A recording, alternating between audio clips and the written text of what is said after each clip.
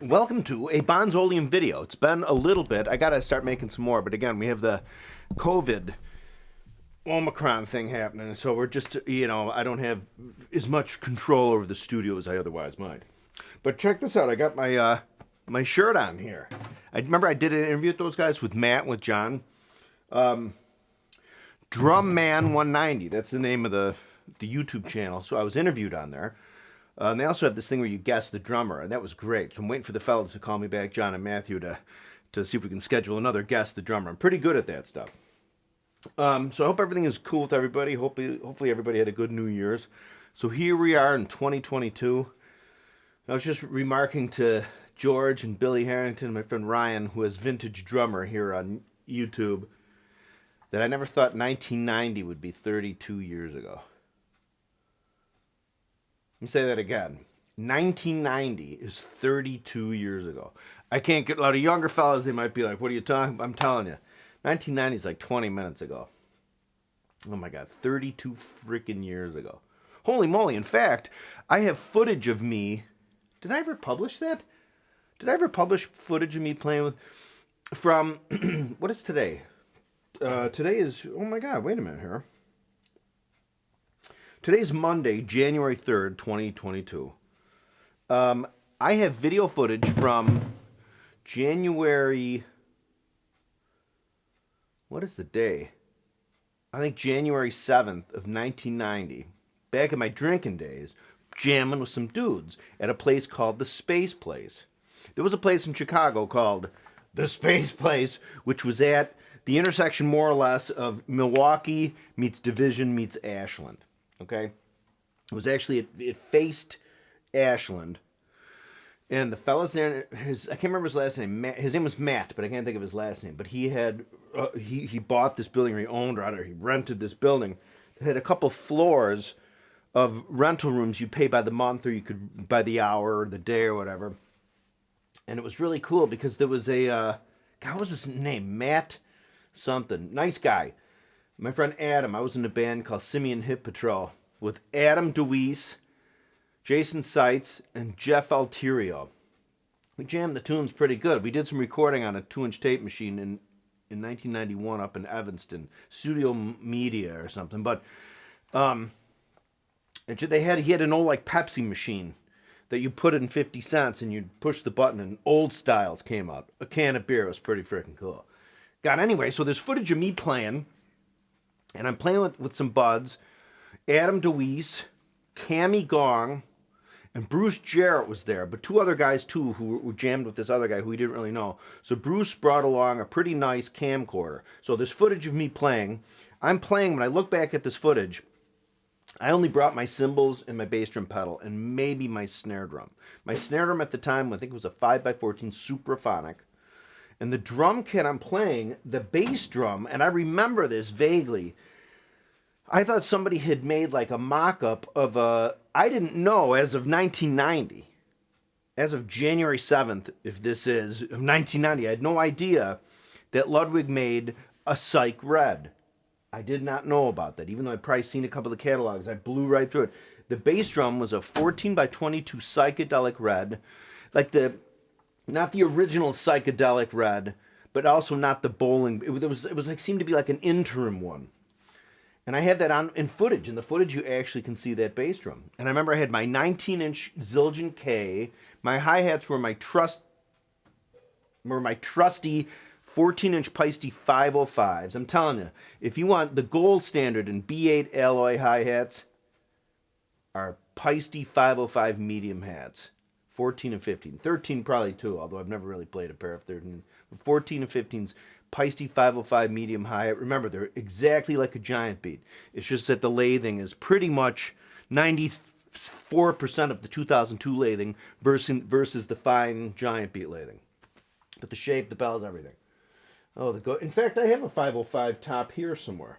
I have to dig it out. But anyway, so yeah, the Space Place, 1990. God, I remember playing there. We started jamming there. When did we, you know what? I think the last time I played there was like the weekend I quit drinking. I'm telling you, I just got sick and tired of drinking. I just stopped. One day I just went to a wake A guy knew his dad had died. We went to the wake, and I just said, like, I'm not drinking anymore. And that was it. 32 years ago. But yeah, so I remember that's when I met Jeff Alterio and Jason Seitz. Jason Seitz in the world goes by, what is his musical band name? Meniscus. And Jason also played on the CD I made. Remember, I made my own CD. I don't know if I have a copy. I don't know if I have a copy here. I think I might have just thrown my back out. But Jason played some guitar and bass on there for me because he's the puppet master. Anyway, so here I am on my 24 by 14, 9 by 13, 16 by 16 Ludwig Neusonic. They did away with the shiny gloss black, but what they did is they sort of replaced it with a matte sort of black, which is very reminiscent of Black Panther. I'm having heartburn issues, and I made chili tonight for the family. I took about 4 or 5 tablespoons full, and I thought I was gonna burst into flame. I thought like it would go. I had to stop, and so I ate a couple Blondie brownies and some milk, and that put the fire out. So what else is going on? Oh, so George, and remember the folks at PFOZ, People's Front of Zeppelin, George Flutis, you got Ivan over there, you got Pete, and you also have Ty Vare over there. You also have Ty Vare here on eBay.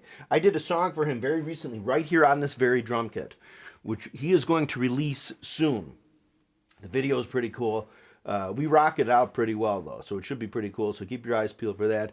Don't forget, too, I'm going to go in, I'm going to make 2022 the year that I maybe made 2 records. Yes, LPs, 2. Count them, 2. We'll see what happens. I'm watching the Beatles get back, and the last video I made, if you saw it, I talk about our Ringo's hi-hats 14s or 15s. There are some shots there when you're watching it where you're certain they're 14s. Like they're absolutely 14s. But then there's other shots where you watch them and you're like, oh, those gotta be 15s. So I don't know. It does seem to be the same pair of hi-hats that goes from Twickenham to Apple. Do you know what I mean? And the bottom cymbal from below, actually, somebody had emailed me and they said it was a sound edge, but it's not a sound edge, but it is a Peisty cymbal. And I'm not sure if it's a 602 or conceivably maybe a Stambul or a Stenople. It's a Peisty cymbal because the inking is red and you can see bottom and a part of, I think, hi-hat. You can definitely see bottom.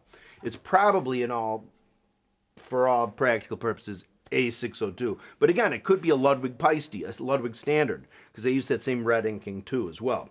Because remember, when he's sitting there playing, that cymbal on his left is a Formula 602 medium ride, and the one on his right is essentially this cymbal, an NS12 frickin' nickel silver Britain-made cymbal with 5 rivets in it. I swear, you can check it out yourself. There are some clips later where I think when they're recording Abbey Road or some more stuff later, where the 602 then is on the right in the Beverly or Crut or what do they know? Oh, the Zinn, right? The Zinn. I guess Zinns were nickel silver, NS12, and the Super Zinns, I guess, were B20. In any case, that's what Ringo's got going on there. Isn't that crazy? God, I love watching that get back. That thermogloss kit. It's so cool to see a thermogloss kit that's painted white on the inside. Isn't that cool as hell? And I'm going to tell you something. I'm kicking myself in. I had about 12 years ago a thermogloss bass drum, an actual 1960s. It was painted white on the inside. It was just there were extra holes in it from the drum mount. A 9 by 13 and then a 16 by 16. The 16 by 16 was a 6-ply, but I ended up selling the drums. I don't know why I did. But even with all those holes, that 14 by 22 thermoglass, I'm pretty sure it had a white interior. It must have. Because only the 9 by 13 had the clear, and the 9 by 13 the bass drum was Keystone, white interior, I'm certain. The 9 by 13 was blue and olive badge, 3-ply, and then the 16 by 16 was 6-ply. But anyway, it's really interesting, the Get Back footage. I've been watching that over and over and over and over again. Okay, remember, there's like 9 hours of it there that you can see. And it's really interesting because George Harrison bugs the shit out of me, especially there. Except, George Harrison, God love him, was a talented guy. But I just realized tonight when I was watching it, I caught something. Very early in the first, there's 3 sections. They're 3 hours long, 3 hours long, 3 hours long-ish, right? Well, the first one, they're all at Twickenham, right? And early on there, when they're first set up, John Lennon asks about a Binson Echo Rec. He does. And George Harrison asks about maybe, hey, can we get some better microphones here? Maybe some Neumanns. It's pretty interesting, right? But there's something I just realized not 40 minutes ago before I ate dinner, is after George and Paul sort of exchanged some passive-aggressive and kind of aggressive, when they're sort of miffing, when George is like, I'll play what you want me to play, if it make you happy, that thing. What happens right after that, not long after that, well, what happens right after that is interesting because Paul McCartney out of nowhere starts making up Get Back, which is, that's a beautiful, that is something, that's history. That's Paul McCartney saying there, and from the ether, get back, get back. And you have Ringo like, get back to where, you know what I mean? It's cool as hell. But at one point there, Paul is being a jerko there. Now, I'm not saying whether he deserves it or he doesn't. The guys, there's always going to be infighting. These guys have been together for, 10 years at least at the time. And you're going to, But then Paul, as he gets his bass, says, yeah, let's get a Binson Echo Rec and some Neumann microphones. Like he's making fun of John Lennon and George Harrison. Does anybody else see that? I'm going to go back and watch it now to make sure that actually happened. But that's very interesting. Again, Ringo has his 14 by 22, 8 by 12, 9 by 13, 16 by 16. The bass drum and the floor tom have the bottom heads off. His snare drum there is his 5 by 14 or 5.5 by 14 Oyster Black Pearl. Now remember, Ringo, I think if I remember, he had at least four Oyster Black Pearl drum kits. 2 were 2012-14 and 2 were 22-13-16. And I think every time he got a jazz festival in Oyster Black Pearl. But I don't know if the later ones came, because what happened was this 5.5 by 14 was sort of like an old WFL into early Ludwig dimension, and then they went to 5 by 14. So out of, let's say, Ringo Starr's 4, he'd have at least, right? Oyster Black Pearl snare drums, if they were all 5.5 by 14 or just the first one or the second one. I don't know. Any Beatles folk people can chime in, please. Like Brendan Lazar. He's a dude I know. He's one of the foremost authorities. So hopefully if you can chime in here. So yeah, the Get Back, that is just cool. Imagine having a Zeppelin-style Get Back. That'd be insane. I'm watching that footage and I see Glyn John sitting there, and he's like a master of hipsterness. He's got all kinds of different clothes and Elton John type glasses before Elton John is on the scene with those glasses. And to think that he had just a few months before recorded Zeppelin and Olympic, right? He literally, you could have interviewed him right there, be like, what drum kit did Bonzo have in the studio? Was it a 22-13-16 Slingerland green glitter or green sparkle? Or was it a Ludwig 22-13-16 green sparkle? Or was it the Ludwig Black Diamond 22-13-16-16 that also had a jazz festival with it matching? Robert Plant had those and auctioned them off. So anyway, what else is going on?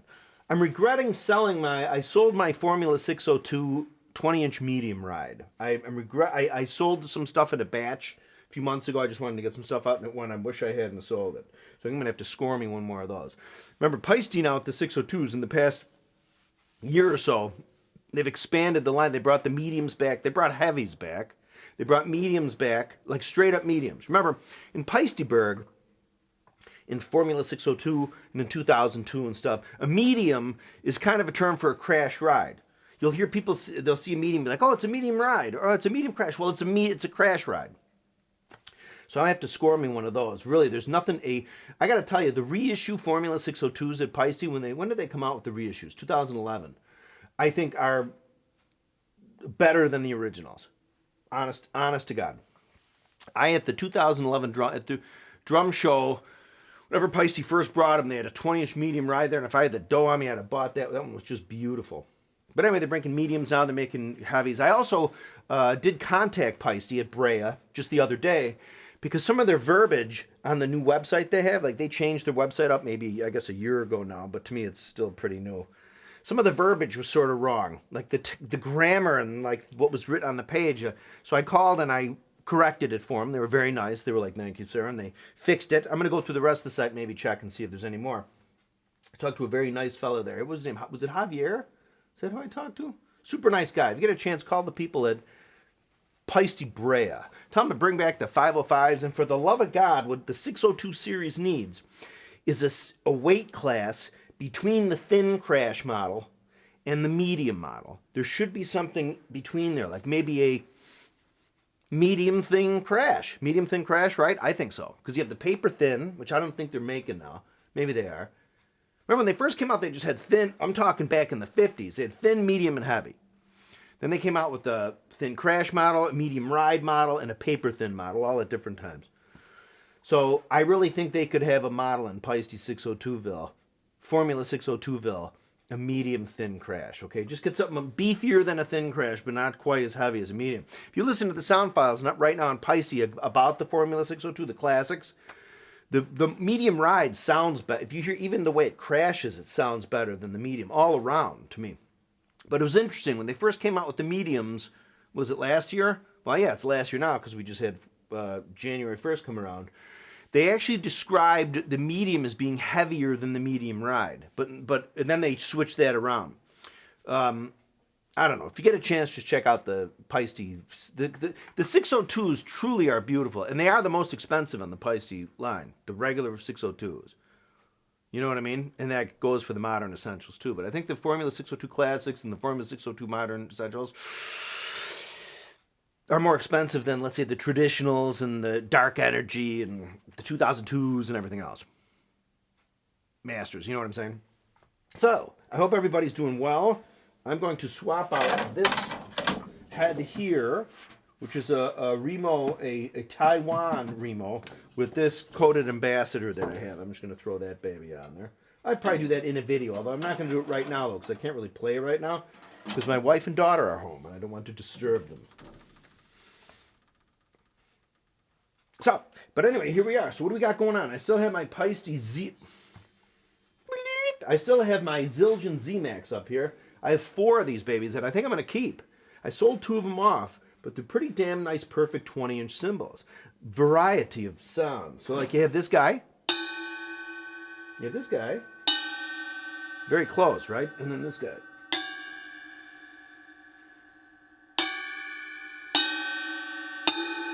God, that reminds me, when we were growing up, there used to be a guy in Oak Park. He'd sharpen knives and scissors and whatever the hell else you had.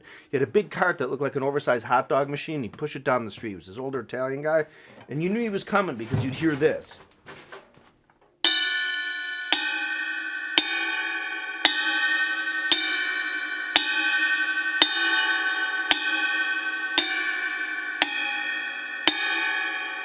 You'd hear that coming down the street. It came like once a year.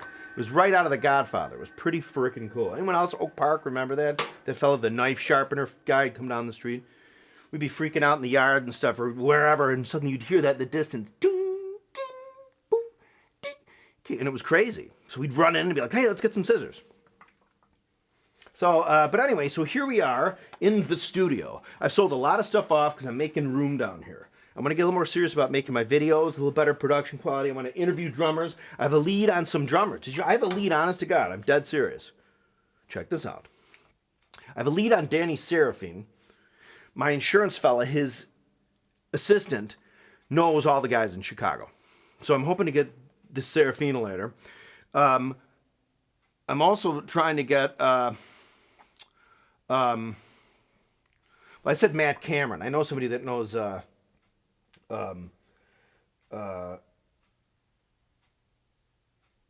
what the hell's his name? Matt Cameron. Pearl Jam. Okay, somebody that knows Dude Sickle from Pearl Jam. So I'm trying to get that. And then I'm also trying to get, I think I can get, who plays with Mellencamp?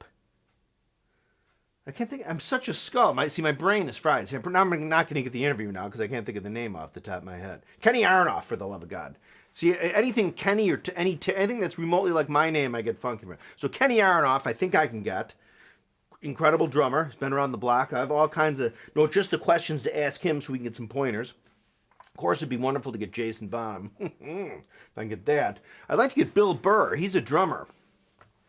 I'd like to interview, if I could too, it'd be nice to get Chamberlain from the Pumpkins, right? I mean, I know there's a lot of folks that, it'd be nice to get like Jim Keltner if we could get him, or some of those crazy cats. anyway, so that's the point. I want to do some interviews. I'm going to do some original. When I record my stuff, if I do my drums on here, which I probably won't.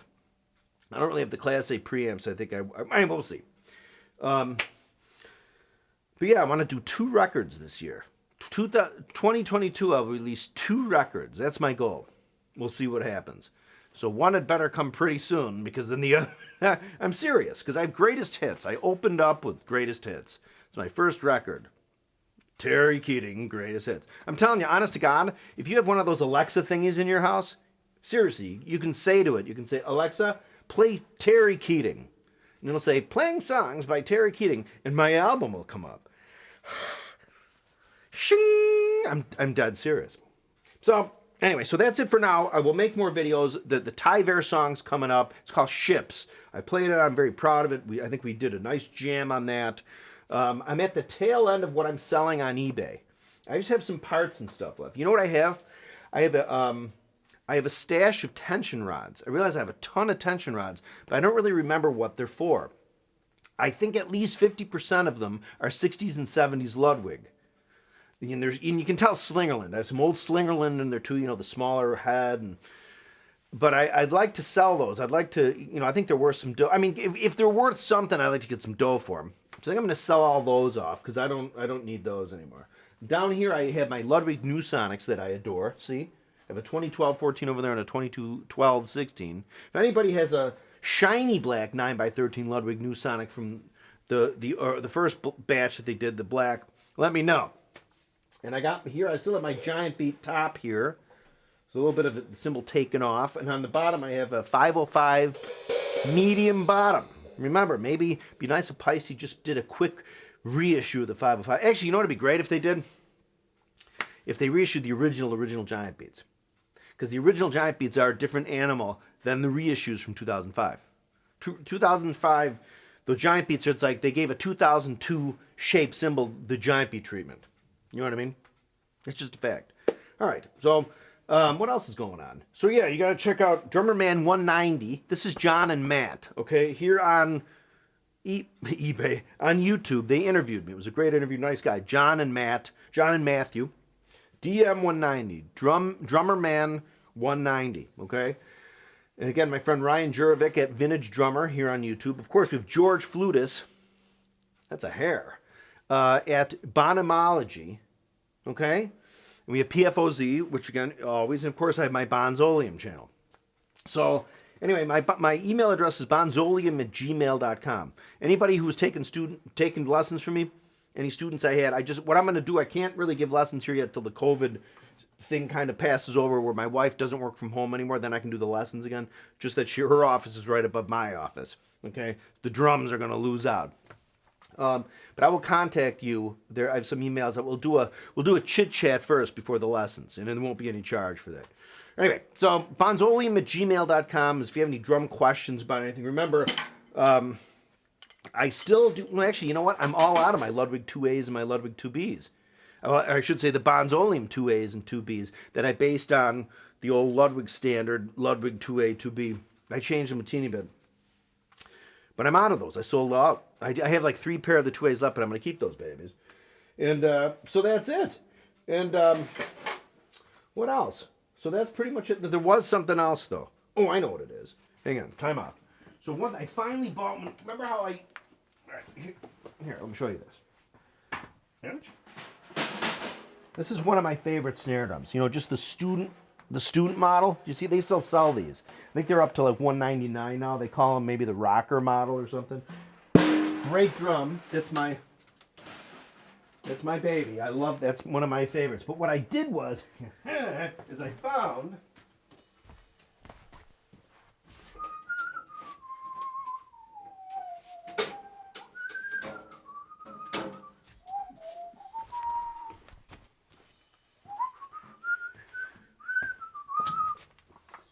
one of these. See that? 3x13, or it might even be 3.25 by 13. So it's like a 13-inch superphonic. So I'm going to put this baby together. I'm going to crank it out. We'll see how it turns out. So thank you again for watching. Seriously, thanks for watching. Check out again the Beatles. Man, too bad Jimmy Page can't make a Whole Lotta Love version of Get Back, where all the footage of them doing anything. We Zeppelin people would eat it up. But the Get Back thing is interesting. I just noticed that when I was just watching Paul McCartney said, he's like, Mel. No, not Mel. Who did he address? Glyn. John Lennon can't help but call Glyn John Glynis Johns in the second and third parts. Glynis Johns was, I guess, a famous British actress.